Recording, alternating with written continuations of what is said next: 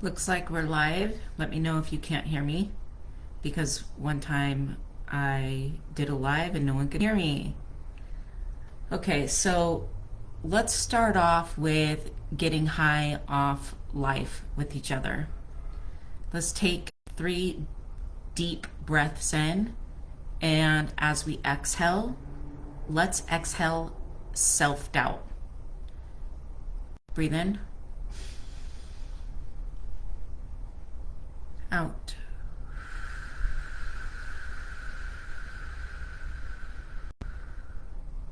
Breathe in.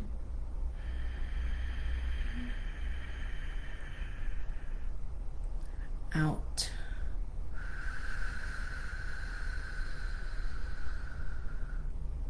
Breathe in.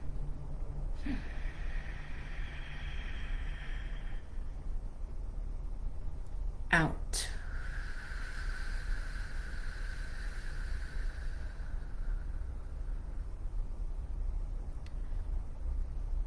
What if the difference between the life that you're living now and the life that you feel like you're truly meant to live, it's not about trying harder, but it's about crafting your personality with intention, precision, and authenticity. Hi, in case you do not know me, I am Danette. I am a personal coach, and I help carve you into the person that lives the life and the relationships you've always wanted, down to the last detail. And today we are discussing the topic from self-doubt to self-assured, the exact steps to create what you want without compromising who you are. And if you recognize yourself in any of these situations, then this video is for you.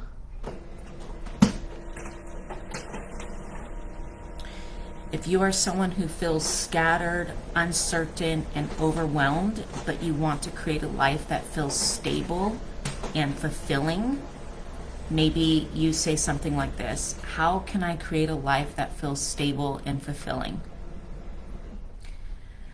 This video is for you if you're someone who experiences emotional roller coasters depending on what people think of you. And what you really want is to feel proud of who you are and feel proud of your accomplishments. Maybe you're saying something like this: why do I care so much about what people think of me? This video is for you if you are someone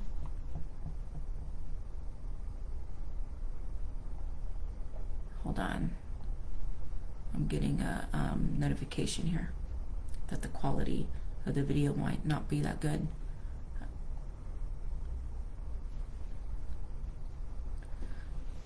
This video is for you if you are someone who attracts men who are not on the same page as you, spiritually, emotionally, and in the commitment aspect. And maybe you're saying something like this: I really want to be a wife to a high value man with the same values as me. This video is for you if you are someone who has a comfortable life but you are afraid of the unknown. So you're afraid of taking chances on yourself. But internally you want more purpose and you want more authenticity and you want to create a life that's aligned with the values that you actually find valuable in the world. Maybe you are a worrywart and you rehearse all the worst case scenarios. And but you're somebody who actually wants a stable and balanced life. Maybe you're saying something like this: I wish I could stop worrying about everything that could go wrong.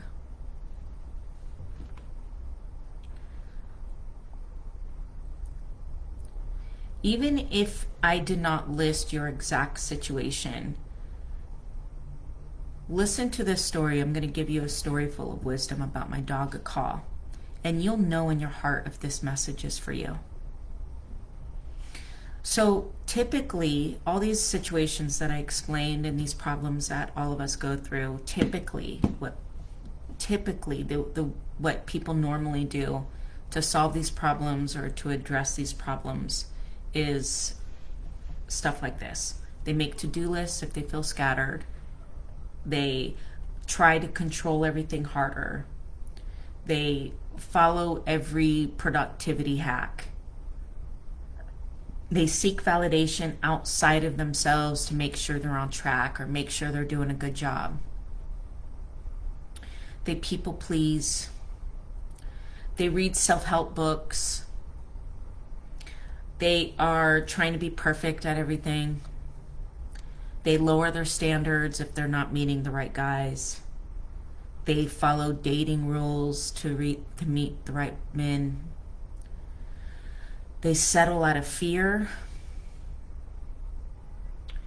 They make excuses that the timing isn't right to go all in on their dream or live their purpose or be authentic. They over-prepare every case scenario because they can't fathom the idea of failing in front of people. They do more. They do more, work more, make more money. It's always something externally. It's always an external thing in order to solve these scenarios.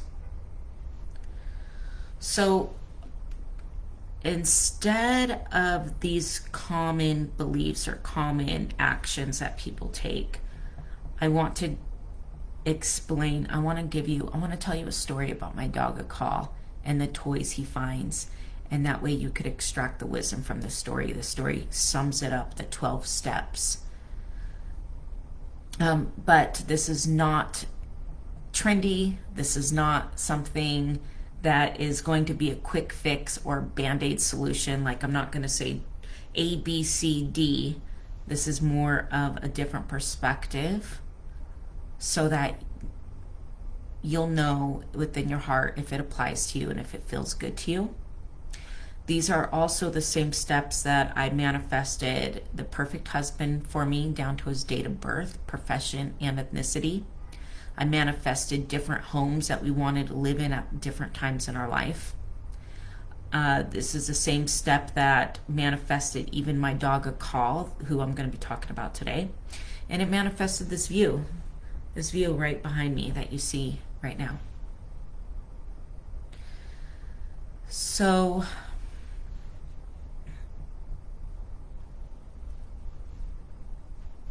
let me tell you the story about my dog Akal. And by the way, if my videos keep on getting stuck, I'm just keep on getting a notification that it's getting stuck for some reason. So hopefully it doesn't look too bad where you are. So let me tell you the story. A couple years after my dog died. So let me start over. Okay, so my mom got me this grocery bag and it had a chocolate lab on it with a turquoise bandana. It's to go grocery shopping. You know what I'm talking about. And so I put it in the closet, and I always, as many of us, we forget to bring them to the grocery store. Didn't think much of it. Sat in the closet, right? And then I didn't think I wanted, fast forward to my dog died, Smeagol. When she died, I did not feel like I wanted another dog. And fast forward to like 2 years after she died, my husband and I decided it was time to get a dog. We didn't know what kind of dog, what kind of personality, where we were going to get it. All we knew is we wanted to adopt. We wanted to go to a pound to get a dog. We went to this pound, and this dog that we saw, his name was Maverick at the time. He peed immediately upon seeing us. He barked at us. He did not like us. He would not let us get close to him. And he would eat sticks, and he just, all the behavioral issues were there. So we saw him. We left our separate ways. My husband went to his office. I went home. I called my husband. I said, "Isn't he perfect?" And my husband was like, "What? He's horrible." And I said, "Just trust me. he's perfect for our family. So of course, Lee trusted me, and we ended up adopting this dog. And we named him Akal, which means released soul, by the way, in Sanskrit, or undying soul. Anyway, so we adopted him, and I started training him. I spent time, my resources, my energy on training him, just like extra time that I have. For example, when we're in the elevator and there's a lot of people around, I use that time to have him sit. And I train him how to sit, and I train him how to stay. And he is actually now a very well-trained, very disciplined, very good boy. And so wherever we move, we always make sure we move next to parks and walking trails. We make sure that we live next to nature, because we value nature, we value walking trails, we value the parks, so we make sure that our house is always by them. So here we are living downtown Chicago, and right here to the right of me is Lake Michigan with this beautiful trail, beautiful park. And we walk there every day. I take my baby boy, Henry, and my dog Akal, and we go walk on the trails. And when we get to an area that I feel makes sense, like I use my logic to make sure I can let him off leash. So maybe perhaps there's not a lot of people around, or maybe there's other dogs off leash. I use my logic to determine where I let him off leash, but I always let him off leash every day. And then he gets to explore. He runs around with his tail up. He wags his tail. He sniffs all the bushes, the trees. He pees on everything. And he just has a great time. Meanwhile, I don't I watch him because I enjoy watching him, and so does my son.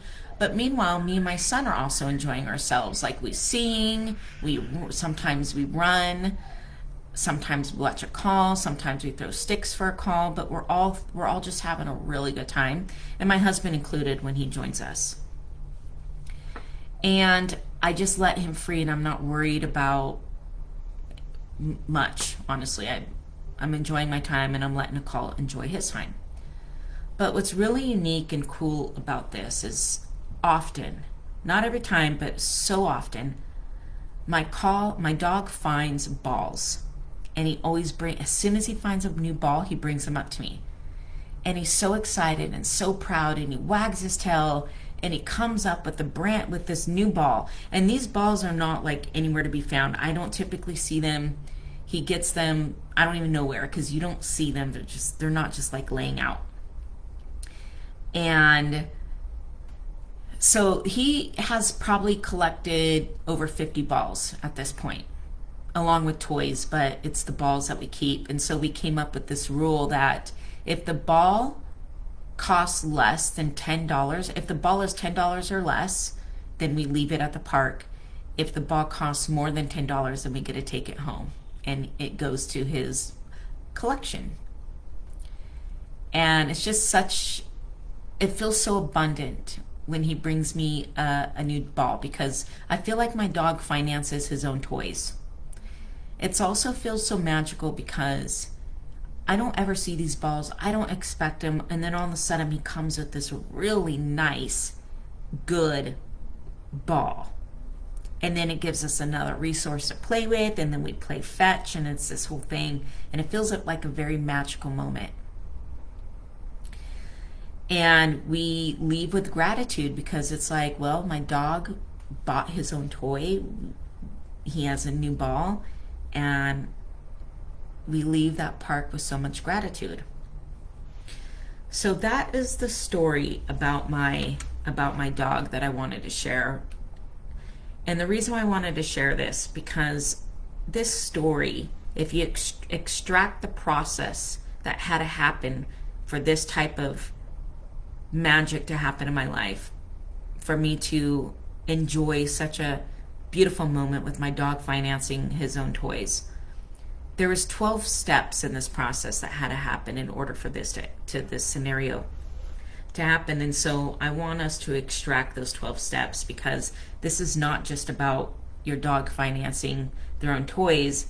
It's what I do with everything in my life to feel fulfillment and to create a life of, to build a life of my own creation around my authenticity and around what I truly find valuable in this world without needing the validation of people. So let's start extracting the 12 steps. One is you have to decide with an open mind. I decided I wanted a dog, but I was open to what that looked like. So decide with an open mind. Number 2, follow your intuition. Despite all evidence showing me that Akal was a bad boy, I felt it in my gut instinct. I felt like he was going to be the dog for our family. By the way, he's a perfect dog family with my son right now. I could put a piece of steak in front of Akal and he will not touch it until I say okay.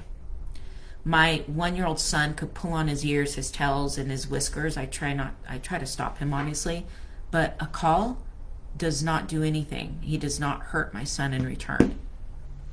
He's a perfect family dog, and the way he acted that day when we went to the pet rescue to see him, you would have never guessed that.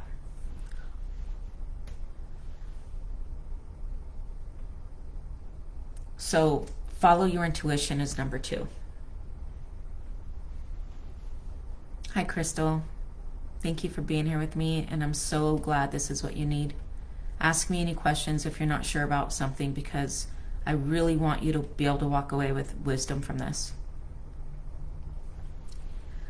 Number 3 is discipline to be prepared to receive what you want to create.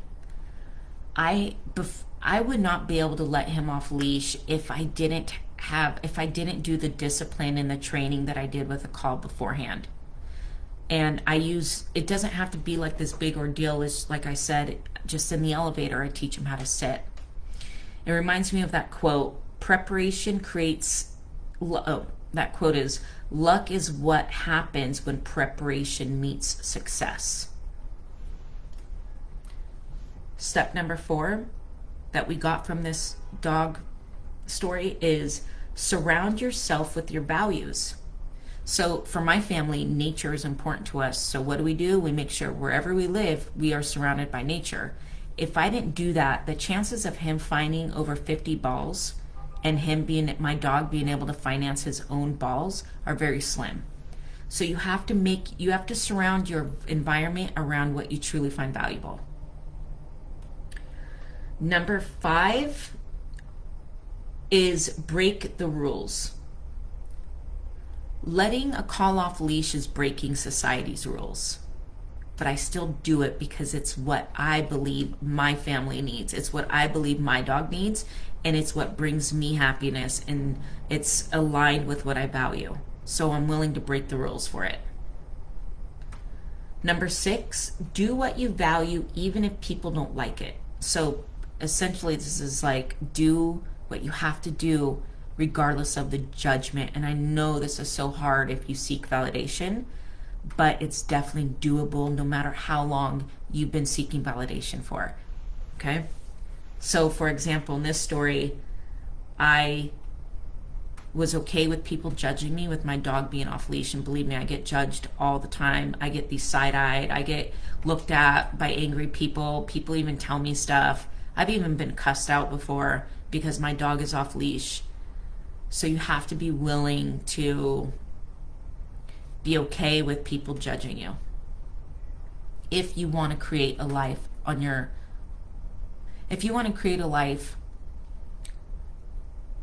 that is built off your values and your authenticity, and you feel stable and at ease and fulfilled and at peace. If you don't want those things, then you don't have to do all this stuff. Number 7 is trust the process. I trusted Akal off leash. I trusted my judgment. I trusted my training in him would be enough. I trusted in his abilities to be trained. I trusted in our partnership that we understand each other, and if I say no, he stops. I had to trust the process. Number 8 is release control. I didn't micromanage a call. Remember in the story, I lived my own life. I was singing, running, dancing in the rain, whatever.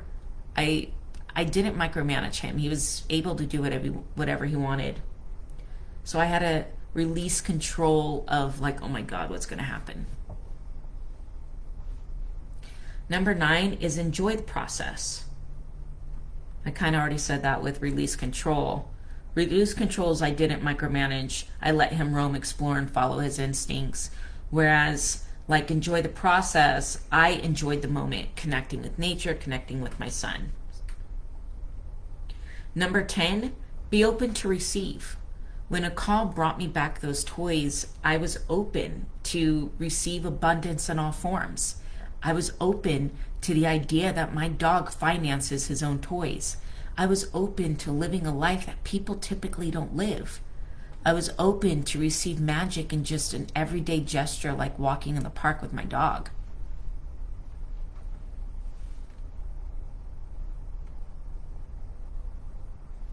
Hi, Maureen. Let me know if you get anything that you could apply to your own life in this video.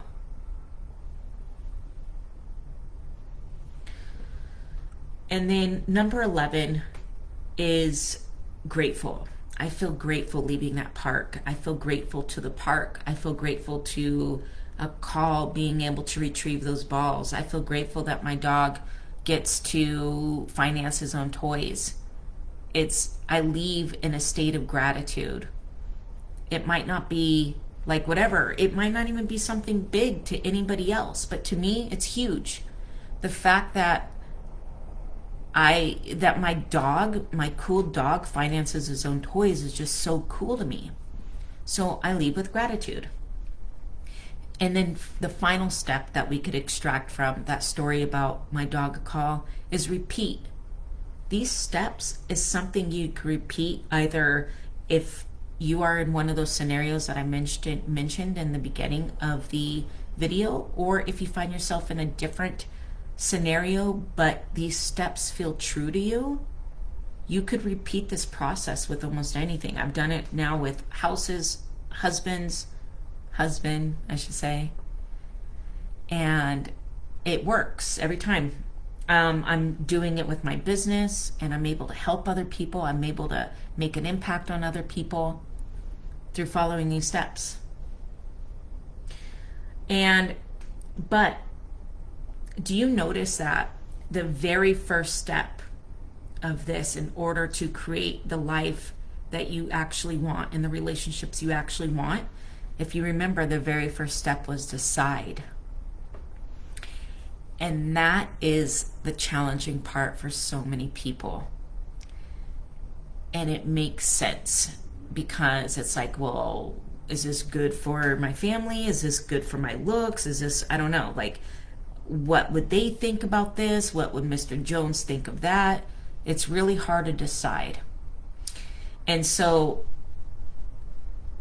that's when the real problem arises. And that's why my coaching business starts as it is. And if you are interested in learning more about my coaching, then I invite you to stay on for a couple more minutes, because that's exactly why my coaching business, the foundation is, my clients come to me with like a yarn, like a twisted yarn, like a cat toy, that's the yarn all balled up. So it's almost like yarn inside of your chest, a balled up yarn inside of your chest, with so many desires, so many wants and wishes, so many fears, so much pain. But it's all intertwined. You don't know where one strand starts and the other strand ends. And so that's what we do in my coaching. We together, delicately and softly and gently, we pull out each string outside of you. And we observe it. We analyze each characteristic, each personality characteristic, with truth and with love. And then you decide, yes, I want this personality characteristic. This belongs to me. This is true to me. This is true and authentic for me. Or you decide, no, actually, that's something I like learned when I was in, when I was 7 years old, 6 years old, because of this scenario. And I actually don't want to hold on to that anymore. I actually want to replace it with a new personality characteristic. And then we do that step. And the reason why it's so important to do this is because we are crafting you with precision and with intention and authenticity so that you could go from self-doubt to self-assured, and that way you could actually go for the life and relationships you truly want that bring you fulfillment and stability. After we untangle everything and then we replace, if we need to replace, which we do that because we work together for 5 months. So we have time. That's why I made it for 5 months, because anything shorter is really doesn't do any justice, the work justice or you justice. But after that, then we set up a strategic plan. So it's a very practical way of crafting yourself. We set up a strategic plan that helps your new personality, these new personality traits, thrive with least amount of resistance and least amount of learning curve, so that you can start seeing results right away. You'll start seeing a difference right away. If this sounds like something that you are craving, and I know you're craving it, why wouldn't you? It's 5 months dedicated to you and your self-awareness, and it's the most intimate relationship with yourself in the most soft and gentle way, with someone who's probably all the things that you might think are bad or whatever, with someone who's probably already done them. I know you're ready for a transformation like this. So I encourage you to message me, and let's set up I'll set up a private Zoom meeting, just me and you. Let's discuss where you are today, where you actually want to be in 5 months. Like I said, it's very practical and it's very strategic, and it's also very measured. You tell me what it is you want to see after 5 months, and I'll let you know if that's something we could do. There's no obligation, there's no strings attached, there's nothing for you to lose. And other than just having a conversation with me. I invite you to message me, let me know if you want to set that up. I will send you a link to schedule it on our calendar, and then we'll go from there. And that's it. That's all I have for today. And thank you so much for being here with me on your Tuesday or for the replay. And I love you.